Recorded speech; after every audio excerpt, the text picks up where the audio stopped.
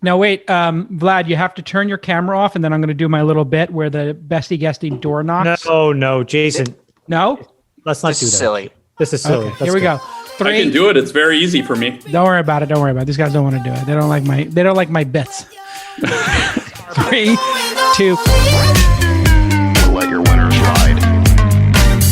Rain Man David Sachs. And instead, we open source it to the fans, and they've just gone crazy with it. Love you, besties. Queen of Quinoa.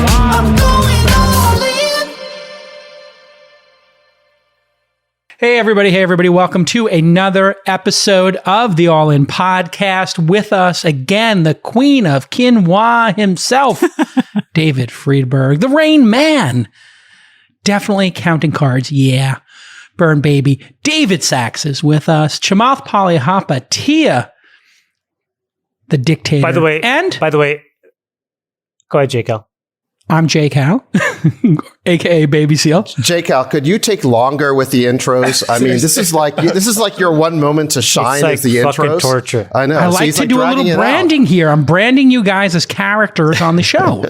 I do want to give a big shout out and congratulations for David Friedberg wetting his beak in a big way. The story, by the way, we should actually have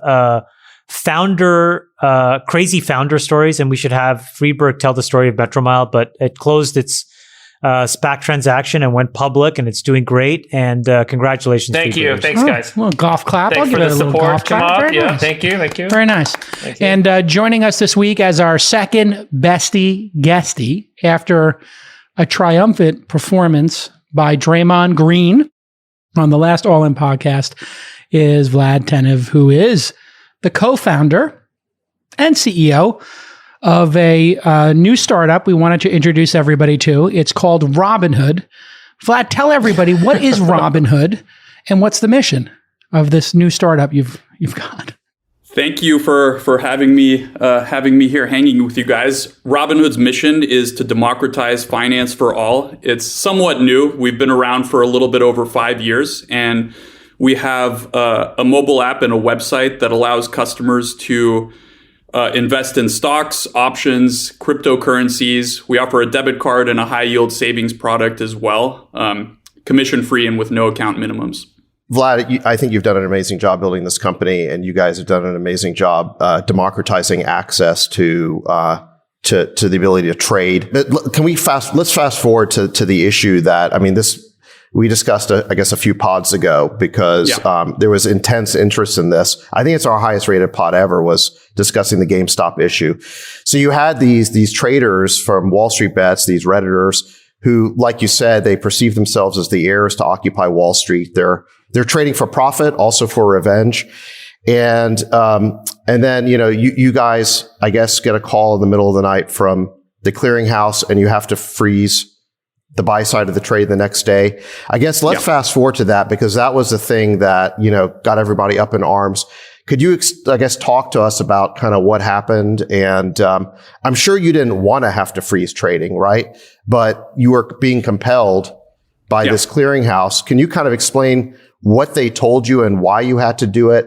And why not just ask for them to give you the order in writing so you can post it on your website so everybody would know you didn't have a choice? Is that something you could have done? Well, I think the challenge was that no doubt we could have communicated this a little bit better to customers, right?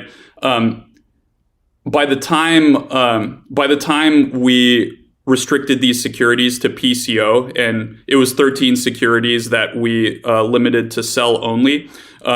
That process is actually operationalized within Robinhood. So it's we do it from time to time under various circumstances like corporate actions. So when something has a reverse stock split or something like that, we can PCO it for a little bit. So there's a button in a dashboard that you can click and automated emails get sent out. So it's an operational process that I think in hindsight we probably should have exceptionalized to make it clearer why we were doing this, just given all the swirl around all these meme stocks online. But as soon as those emails went out, the conspiracy theories immediately started started coming. So my phone was blowing up with, how could you do this? How could you be on the side of the hedge funds? And of course, we're not on the side of the hedge funds. I mean, we're building products for our customers, and we just had to do what we did to meet our deposit requirements, because if we didn't do that, we would be in violation, and the consequences of that could have been much, much worse than simply halting buying in the 13 stocks. I think that's where, when you were on CNBC with Sorkin, people either thought you were obfuscating or you were lying. And part of it is sort of the guts of your business is that at some point as well, you guys decided to self-clear, right? And then going into self-clearing, you become liable for every single trade that happens on your platform. If you look back on those 2 weeks, to the audience what self-clearing means? It means that, typically you can work with a wholesaler to offload the risk. So Vlad acts as a transaction layer and as a UI, and somebody else is responsible. At some point, these guys, for economic reasons, decided to take that responsibility on themselves. But when you do that, you take on the full-fledged liability of the value of every single trade on behalf of your customers. Yeah, I would think about it. I would explain it as there's like pre-trade, right? Then the trade, and then post-trade. So Robinhood obviously does pre-trade with, that's the app and what's called the introducing broker-dealer. Our market makers do the trade. So we route it to, all of the firms like Citadel Execution Services, 2 Sigma. And then Robinhood Securities does the post-trade, the clearance and settlement. So we manage the exchange of cash and stocks that happens on T+2. So 2 days after the trade is made. So if you had to give that answer again when Sorkin said you have a liquidity issue, was the answer, yes, we have a liquidity issue and here's why? Or is it still the same answer it was then? So I stand by what I said, and I'll explain it. And thank you, by the way, for giving me a chance to explain it. First of all, restricting securities, restricting the buying of securities is something that pretty much every broker did to some degree during this week, right? So when you say the L word in financial services, it reminds you of Lehman Brothers, where you literally are not able to operate your business. We met all of our deposit requirements. The new capital that we raised, the $3.4 billion, wasn't to meet our ongoing deposit requirements. We had met them, and in order to relax them and eventually unrestrict them, we needed to raise some more capital and eventually have more cushion, so that if we keep seeing the type of growth that we kept seeing, we didn't have to impose position limits again. So I stand by what I said. I think if you describe that as, the L word, pretty much every broker would have had that issue. And I think at that point, the word kind of loses its meaning and the gotcha factor that the journalists are trying to get out of it. Do you think that the risk in the business went up when you decided to self-clear, or would this risk have been the same if you worked through a wholesaler? Well, I think a lot of the other brokers who relied on clearing firms had the same issue, right? There's firms like Apex Clearing, which has introducing brokers. Cash App, for example, clears through a third party as well, and they all had this issue. And of course, their response was they kind of threw their clearing firm under the bus, right? So obviously, we're not going to do that because our clearing firm is Robinhood Securities. But I think understanding the space a little bit better, since Robinhood Securities is, a subsidiary of my company, I realized these clearing firms had to do what they did. Like, it's non-negotiable to meet your deposit requirements. Of course, we can ask, what can we do? Are these deposit requirements sensical? What can we do to drive change in the system? And I think that's where what's that? Who sets those requirements? That's the clearinghouse, right? Is that the DTCC? Yeah, it's the DTCC, and a lot of this stuff is actually spelled out in Dodd-Frank. So if you look at Dodd-Frank, you'll see descriptions of the VAR charge and the various special charges there. But I do think one thing that I'm very excited about is, not going beyond just talking about our problems, right?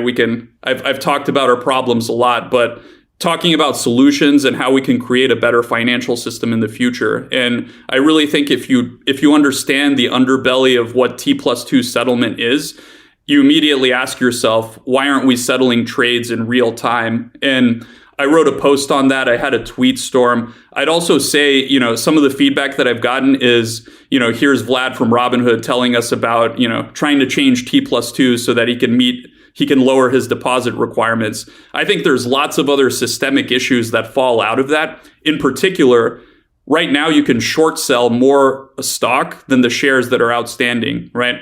So, some of these stocks had 140% short interest, right? So more shares were shorted than actually outstanding.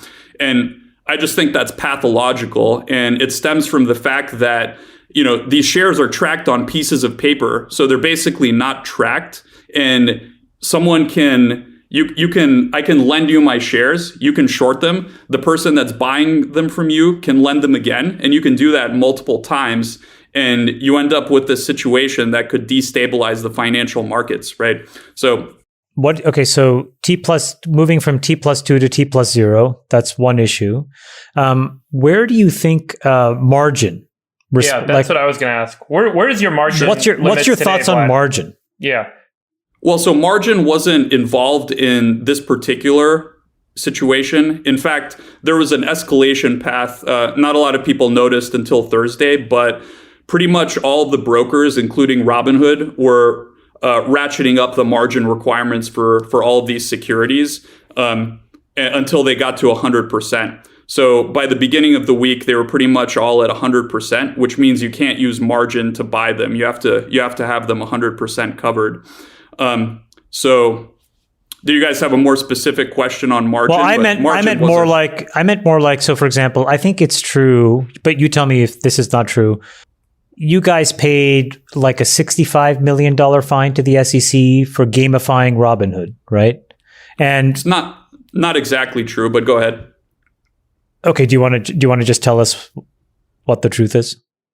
Yeah, well, so the fine wasn't for gamifying Robinhood. It was for payment for order flow and business model related things. The gamification one is the Massachusetts securities one, which is a separate thing. And look, on the SEC thing, we're a fast growing company. We obviously scaled a lot between the period in question. Obviously, the Securities and Exchange Commission felt like we could have done things better, and I own that. I think that we're fine being held to higher standards. We have to hold ourselves to higher standards, and what we can do is just do some of the things we've done: staff up our compliance team, staff up our legal team. We brought on a new chief legal officer who is a former SEC commissioner, 2 new chief compliance officers for Robinhood Securities and Financial who had decades of experience. And the level to which we're investing in compliance, I mean, the goal is to build the finest legal and compliance team that the financial industry has seen.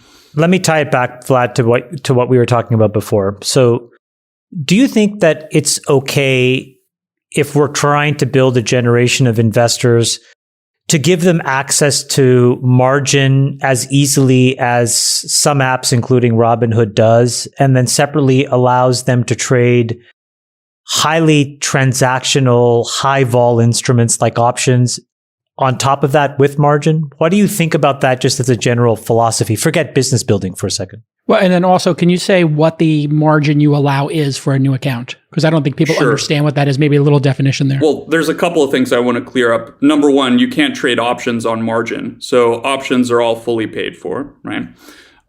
Margin is not suitable for everyone. I'll admit that. You have to understand it. And you also have to be a Robinhood Gold customer, which means you have to sign up and pay $5 a month. Most brokers don't gate margin behind a premium offering. So we're already a little bit more restrictive on that front.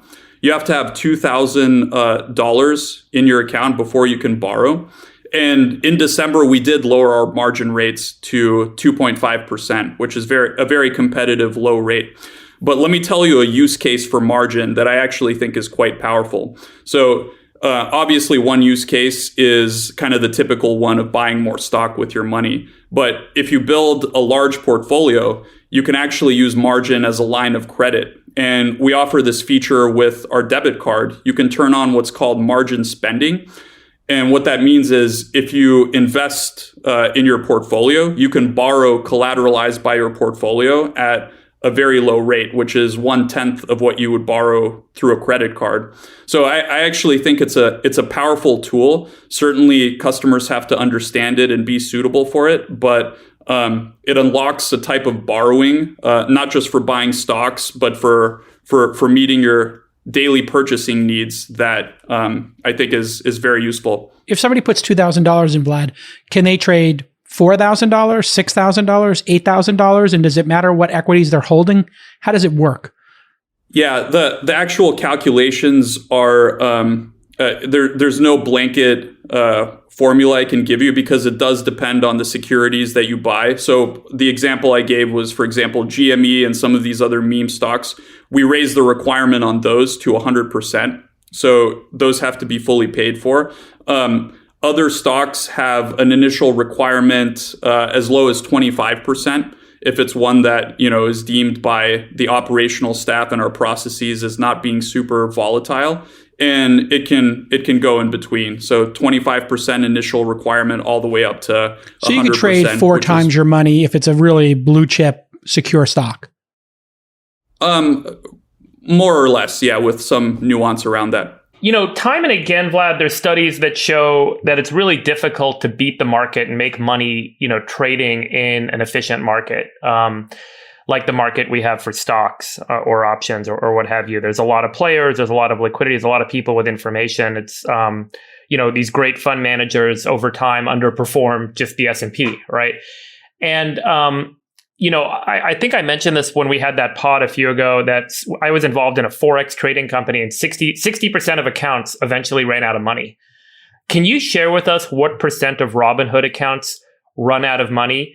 And do we mask generally, and I'm not accusing Robinhood specifically of this, but do we mask the idea of investing in businesses as a way of kind of a way of hiding that people are really just using this to trade in and out and try and make money in the short term, and ultimately the majority of them end up losing most of their money because the fees and the spread and the margin or whatever it is that kind of adds up, wipes out the account. That's what I saw at this Forex company I was involved in. Can you share with us, in a very candid way, like how many accounts do eventually go bankrupt at Robinhood and how much of that do you really see?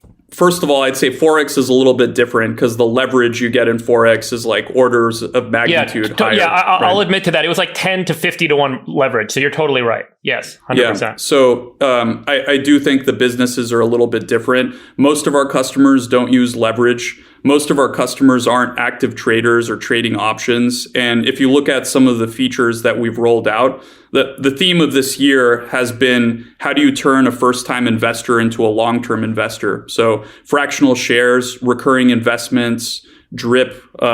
These tools allow someone to create a diversified portfolio of individual stocks and recurringly buy into them over time. So, but is that the majority of users today, or the minority?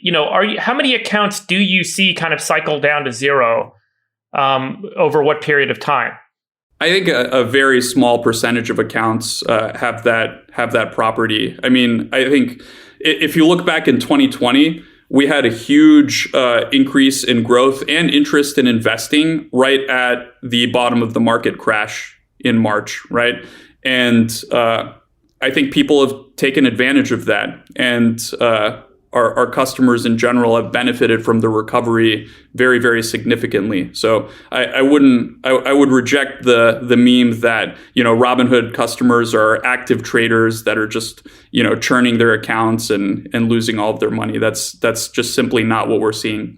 I know Sachs has a question, but one question I had with the conspiracy there is that I would just love to hear like a yes, no to. Like, sure. Did Citadel call you and say, stop this madness because they had exposure through one of their hedge funds with GameStop? And did Sequoia call you and say, hey, stop this madness? Or Joe Biden, you forgot the White House one. No, this was a formulaic decision made by Robinhood Securities due to so Citadel didn't call and ask. No, Sequoia didn't call and ask. No. Did the SEC call you and say this has to stop? No. But the clearinghouse did, right? Yeah, well, they called and they said, here are the deposit requirements. And we worked with them to lower the risk so that we could meet the deposit requirement. Got it. And so just let me pick up on that. So at the same time that was happening, and I know this wasn't Robinhood, this is not your company, but Discord and Reddit were receiving reports that the WallStreetBets forum was engaged in hate speech. And there was an organized effort to get them censored and taken down.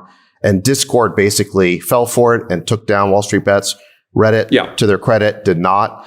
Do you have a take on, what happened there? And I assume you don't think WallStreetBets was engaged in hate speech. Well, so that happened Wednesday, I believe. And yeah, we were watching it. It was like, oh wow, Discord shut down. And then I think WallStreetBets went dark on Reddit for a little bit as well, but I'm not quite sure of the reasoning behind that. Look, I disavow hate speech, misinformation. I'm not, judging which of the posts are hate speech or not. I think that's the social media companies that should take a look at that. I think the mods closed down Reddit for a little bit and then turned it back on. Yeah. A lot of these things get triggered if 10 people report it at the same time. It sets off. Well, it seems to me breaker. It seems to me that, and certainly this is, if you want to call it a conspiracy theory, it seemed like you had this WallStreetBets group. They were on one side of the trade. You had these Wall Street hedge funds that are on the other side of the trade. And there was an effort to weaponize the speech rules of Reddit and Discord to cut off the lines of communication of WallStreetBets. Because the only way that WallStreetBets, as a decentralized group of millions of traders, can stick together and compete with these hedge funds is if they can communicate with each other via these services. And so, it seems like there was an organized effort to try and take them down at the exact same time that they were frozen out of the buy side of the trade. Vlad, do you think that there should be more transparency in the financial markets, meaning everything from payment for order flow, how much money companies make lending out their stock, which company is short which stock, which company is long which stock on a more frequent basis, how much margin people are running? Do you think we should move to perfect transparency in the financial markets? I do think that there should be more transparency, and I'm glad you brought up payment for order flow because it's something that I'm trying to take on. You guys might have noticed I published a post on payment for order flow. I started a tweet storm that is meant to just start the conversation around it. I want to understand kind of the misconceptions and the theories and knock them out one by one. And I think that'll lead to some positive discourse around it. And there certainly might be things that'll have to change. And I think the first step is actually engaging in the conversation and kind of connecting the people that understand the details with the people that have issues with it. And I don't think that's been happening enough. So for sure. But what about stuff like margin, shorting, short? Do you think that we should move all of this stuff so that it's just out front for everybody to see? Well, I think if we migrate to a better settlement infrastructure and move to real-time settlement, you get a lot of that stuff for free, right? So you do get, and I know a lot of the crypto people came out after I published my post and said, crypto solves this. You could just put it on a blockchain and everyone could see publicly what's going on and which shares are being held short, where they are, who's owning them. So I think I would be in favor of more transparency. I'm not sure at what point there's sort of negative secondary effects. I haven't kind of unspun the thread fully, but I think we can keep taking it one step at a time and see more transparency generally, I think is much better. Hey, Vlad, when you guys go public, you've talked about having a listing at some point here soon.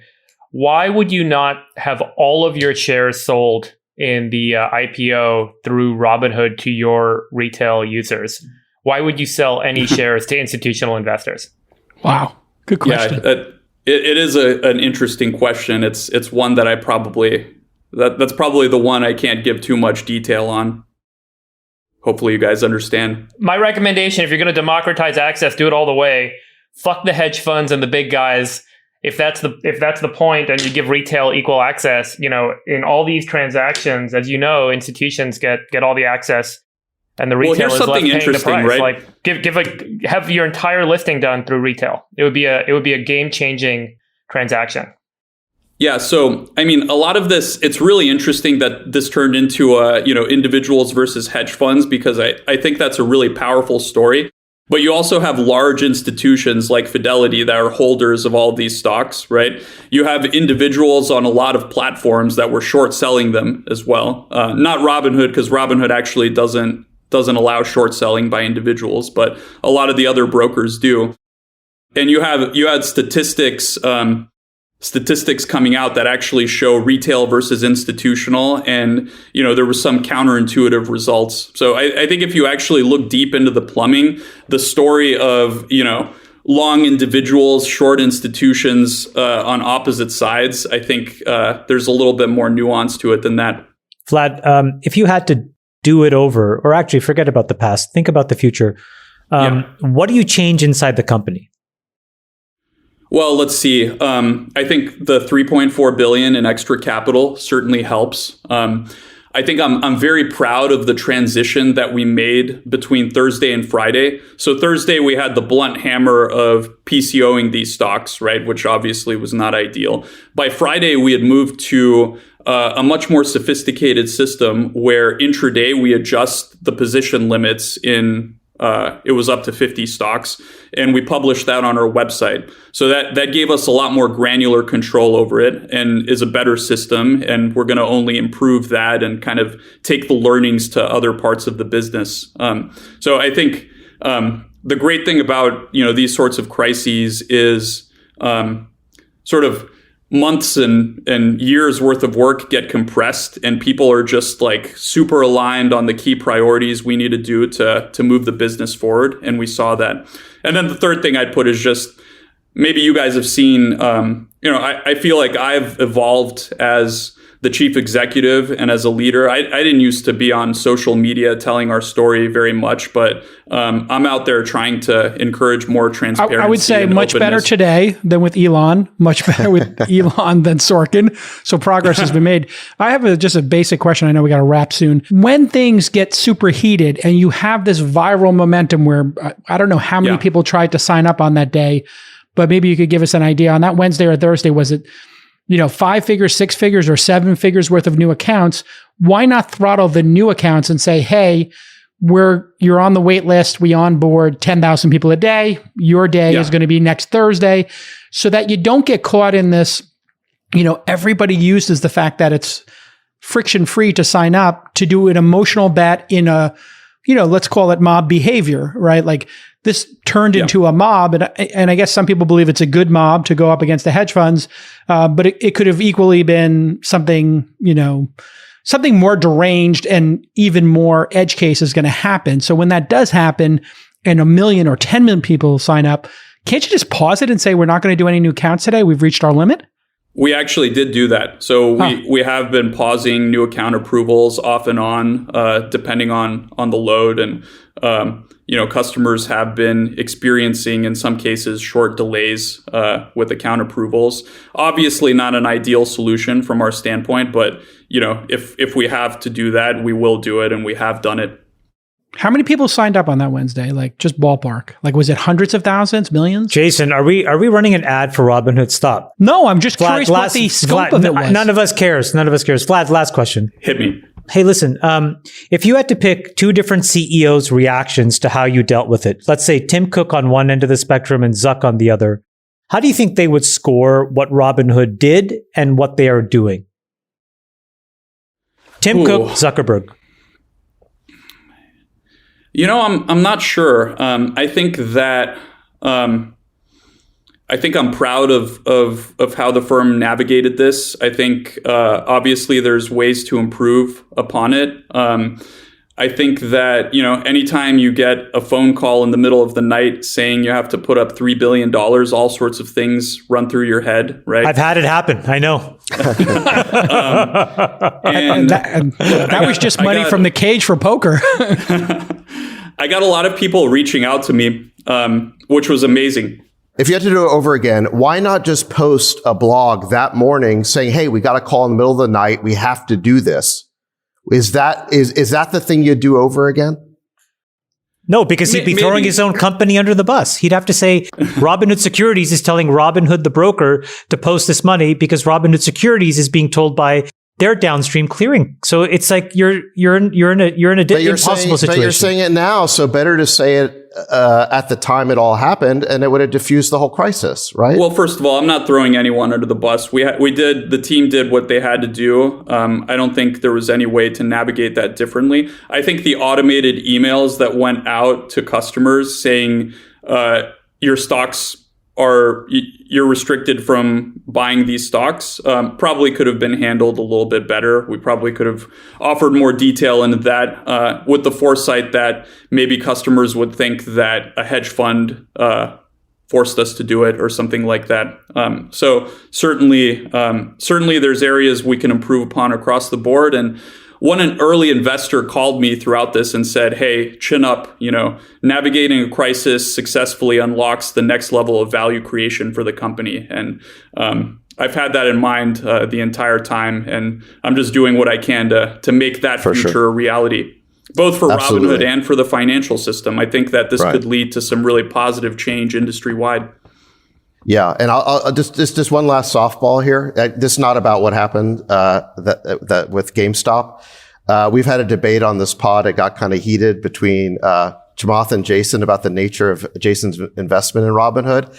Can you tell us your side of the story of what happened at Antonio's nut house? Okay. And how much stumbling was involved precisely? Okay. I'm very glad you brought this up because I've been meaning to call Jason out on it. He has this great story of how, we met at Antonio's nut house and he wrote a check. I think the real story is that on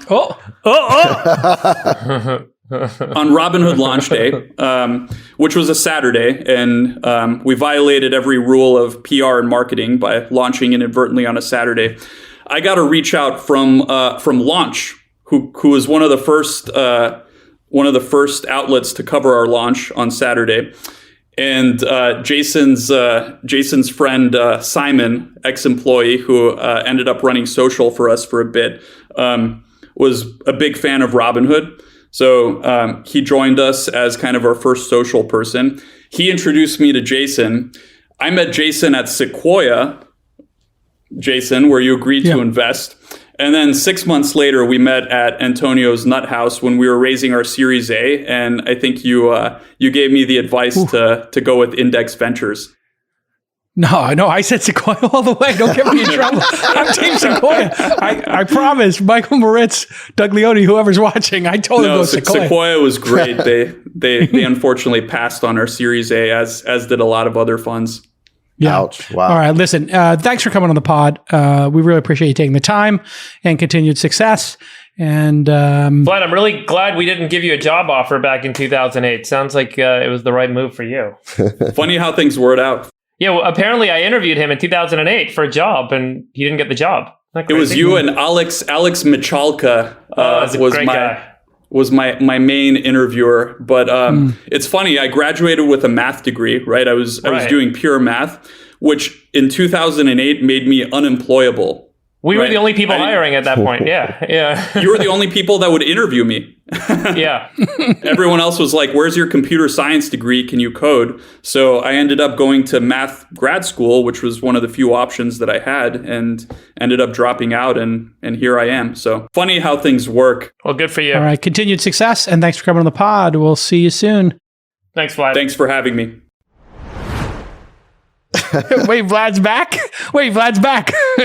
Sorry, I thought I was supposed to leave. I didn't know if you guys wanted me to. You could stay. I was saying you can stay. I was saying after a year of Jason asking us to run ads, he's found a way of trying to make this a 45-minute infomercial for Robinhood. Absolutely. Yeah. I'm ride or die, Vlad. You know that. I'm ride or die with my founders. I didn't ask for that, and I don't need it. We're just trying to keep everything up and let all the people safely in who have been banging on our door. How much have you been sleeping, Vlad? Have you been able to sleep? I mean, this has got to be exhausting. Oh my God, really? Can you ask him something like at least semi-fucking challenging? Honestly. That's not Vlad, my job. That's why you guys are here. If you're walking down the road and a Robinhood customer, this is a tough one. I'm sorry, you thought you were over this, but you logged yourself back in. So, and a Robinhood customer that lost all this money when they got locked out of trading that day comes up to you and screams and cries, I lost all my money. What do you say to them? Ooh. You know, I got completely destroyed. My life savings is wiped out. I mean, I've read a bunch of these comments on different boards and so on. Like, what do you say? Because I know that's a tough one to swallow. And I know that, you know, we've heard the story around what happened, but what do you say to that person? Well, first of all, I'd be very, very empathetic. I'd probably want to understand how someone could lose money when they couldn't buy a stock at the all-time high. So I think the details around that, I mean, if you look back, and obviously this had nothing to do with the decision, right? But Thursday was the all-time high. Yeah, but the reason for that is because the ability of WallStreetBets to continue the trade was basically interrupted, right? They were engaged in a short squeeze against these big hedge funds, and in order for this to keep driving the squeeze up and up and up, they needed basically to be able to buy. And then once they got frozen out of all the online broker accounts, not just you guys, but all of them, that broke the trade. Right? Maybe. That's when it crashed. Hypothetically. But that's what they were so upset about, is because they got locked out of the buy side of the trade. They weren't locked out of the sell side, right? They got locked out of the buy side, and that allowed the big hedge funds 24 hours to regroup and cover the trade. The price went down, and that basically cracked the whole thing. Right? Well, I'm not sure about the exact details there on the hedge fund side or what happened. Look, what I can say is we're going to do our best to make sure that we get better and we serve our customers whenever they want to buy stocks, and we'll do that, and we're going to get better and better every day. And the truth is, if you had the money in the bank account for DTCC to be compliant, you would have been. Like, you weren't trying. I mean, you're in the business of letting people trade. Without question. Yeah. Yeah. You make nothing if people stop trading. You need people to trade. It's the core of the business, right? Yeah, this wasn't, a value judgment or some kind of moral stance, and we weren't pressured into doing it by anything other than our regulatory deposit requirements. What do you think is the future of payment for order flow and revenue sharing on sort of like the ways in which, like, meaning how much do you think of that payment for order flow revenue should you share with customers? Yeah, that's a good question. I mean, this is all highly regulated, and it's become the industry standard business model, right? So I'm not sure. We're excited to have a conversation about it. I do think exchanges are here to stay. Market making is here to stay. Market making is a profitable enterprise, and so some level of revenue share between the market maker and the broker makes sense.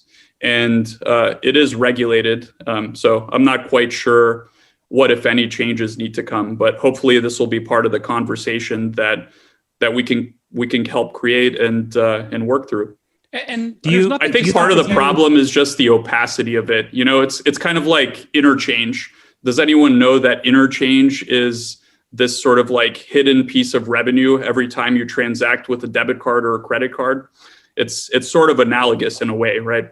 Well, I think more people do, just because the technology companies that have come around, like, Stripe and others, will eventually just try to take it to zero.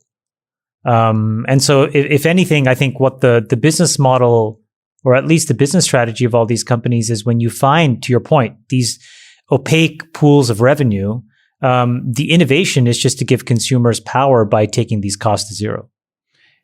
If you, Vlad, decided tomorrow to do Robinhood Pro, higher level than gold, and charge $50 a month for 50 trades and then $5 each trade after, that would solve anybody's misgivings about this, right? You could just offer both options.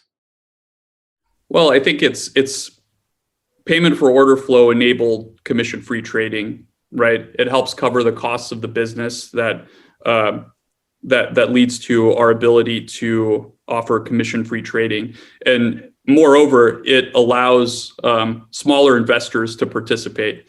So certainly, I think that model would work, but the consequence would be smaller investors would just give not people the benefit. option, right? Or if the option is there, it'd be like Facebook saying we have an option for you to pay and not see ads and be tracked, right? It would just be great option. What do you think is the difference between investing and trading, and what do you think has to happen so that, back to where you started, if you want people to close the inequality gap, how do you allow them to do it trading versus investing? Well, I think the difference between trading and investing is a little bit more about accumulation. So typically you're buying more stock and building up positions over time.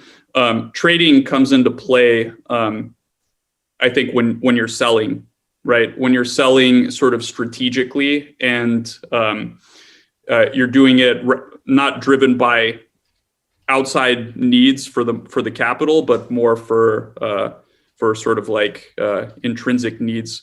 So I think the question is, would we ever prevent people from selling? Ideally not. I mean, people have various needs that they could have for getting out of positions. And I think as a platform, we have to allow for that. Awesome. Your PR people are literally going to come freaking out, breaking your glass in your house. Your PR person is literally running from HQ. She's going to start banging on the back window. You cannot be on this pod. No, great job, Vlad. And remember, use the order code Bestie and get your your first free month. Well, thanks for having me, gentlemen. All right. Thanks, Vlad. Thanks, man. Great job. Congrats, Take care. Thanks for answering our questions. Yeah, thank you for coming. You're going to log back in 2 minutes, right?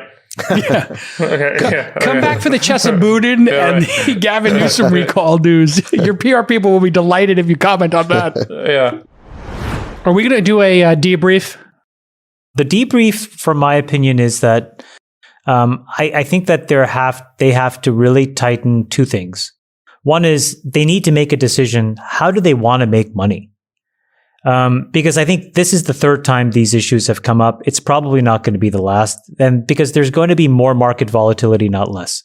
And so you just got to decide how you want to make money, because there is no amount of money that's possible if you're going to build a successful business and run into these margin constraints, right?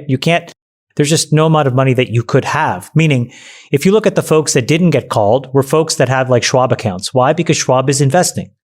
And if you look at the folks that did have these margin issues, because Robinhood wasn't the only one, they're all the trading and sort of like high frequency shops. And so, that's a decision.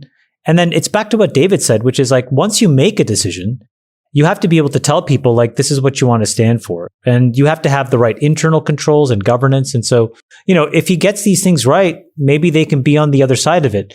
Otherwise, they're just going to continually step on this stuff. And I think that if folks lose enough money, they're going to be pretty upset, I think. Sounded to me like David Friedberg, you had a good point about offering the Robinhood consumer base the ability to buy the shares. I think 100% of it should go to the retail investors. He didn't say no, and I kind of got the inclination that he was going to do that.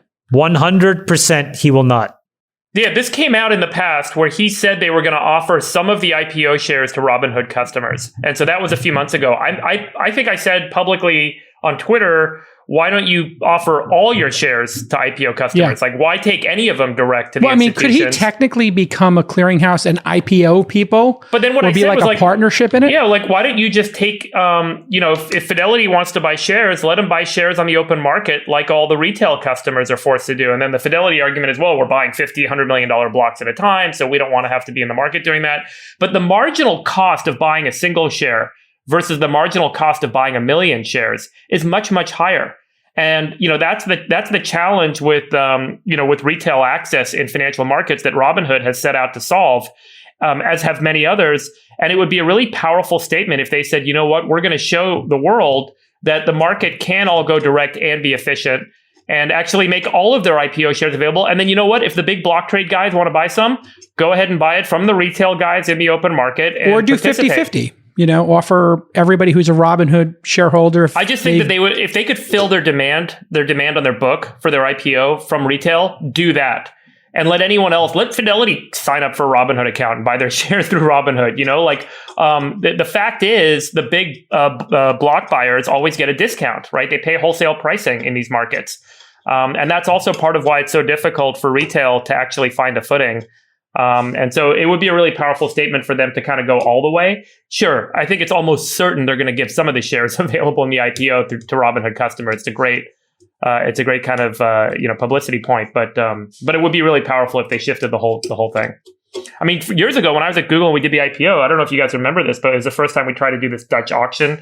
So it was a reverse pricing. Yeah. So anyone, any individual, any retailer, and retail customer, and any institution could bid on Google shares. And then there was a clearing price that was hit and everyone got their shares at the same time. So there wasn't this order book that was built by going to the big guys that the banks all know and love, like Fidelity and T. Rowe and so on, selling them big discounted shares. It was a true market auction. And the direct listing is the new model for this that totally democratizes access to the shares, creates fair and transparent pricing for everyone. And so you don't end up with these like discounted shares that pop 80% on day one. Okay, Sachs, what is your debrief on the Vlad appearance? So I think Vlad did a pretty good job handling our questions, answering B+, them. Some B-, answering some, deflecting some. I think that I don't think Vlad's a bad guy. I think he's a good guy. I think Robinhood wanted to do the right thing. I don't think they had any reason to want to freeze their own users out of their accounts. I don't think they wanted to do what they did. I think that there was a little bit of a blind spot there on his part in terms of understanding the consequences of that freeze out, right? Because it did break the buy side of the trade for WallStreetBets. And then that basically allowed the hedge funds to recover. And that was that moment, and so, that was a big deal. I think the consequences of that decision were a big deal. But it's a counterfactual, right? We don't know. We'll never know if that was. I think we know. Of course. Look, it was that Thursday where the short squeeze ended because WallStreetBets couldn't keep buying. They couldn't keep engineering their side of the trade. Right. Obviously, that's why it cracked, right? And Robinhood was a big part of that whole thing collapsing. Now, it was going to collapse at some point. There's no question that the air was going to go out of the balloon. Right. But would it have gone to 500 or 600 is the question. Yeah, but how much money the hedge funds were going to lose, whether they're going to get busted out of the game for good, and who was going to get left holding the bag, those were all questions that got answered in a completely different way because Robinhood did what it did. Now, I don't believe that they had a choice. I think they did it because they were forced to do it. But it did have huge consequences. I thought he did. He's doing a better and better job explaining this highly technical stuff. And, obviously if they can't talk about their IPO, that does tell you certain things. I don't have any inside information, but what I get from this is there are things he can talk about and there are things he can't talk about. There might be either things with the IPO or things with confidentiality between them and some of these parties. Like, I have a feeling people are not allowed to talk about this DTCC and what goes on there.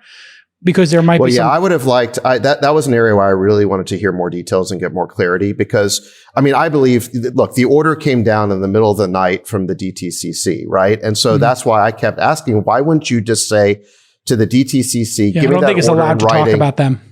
Okay, fair enough. That's what I'm reading into it. And I think it might be one of these non-disclosures where you can't mention the non-disclosure. Which we've all been involved in. Maybe, but see, that was the heart of my question is if you're ordered by somebody in the middle of the night to take an action that is, adversarial to your own users, well, I would ask them for that in writing and post it on your website, post it on your blog to show that you don't have a choice. Mm-hmm. I believe that he didn't have a choice, but why didn't he say that from the very beginning? Right? That's what caused all the problems for them. Yeah. All right. There you have, folks. Everybody go to thesyndicate.com/all-in. Boys, I love you. I got to go. Great job. Talk to you soon. Talk to you guys later. Love you guys. Love you, bestie. All right. We'll see you all next time. Bye-bye. We'll let your winners ride. Rain Man David Sack. And instead, we open source it to the fans, and they've just gone crazy with it. Love you, Bestie. Queen of Quinoa.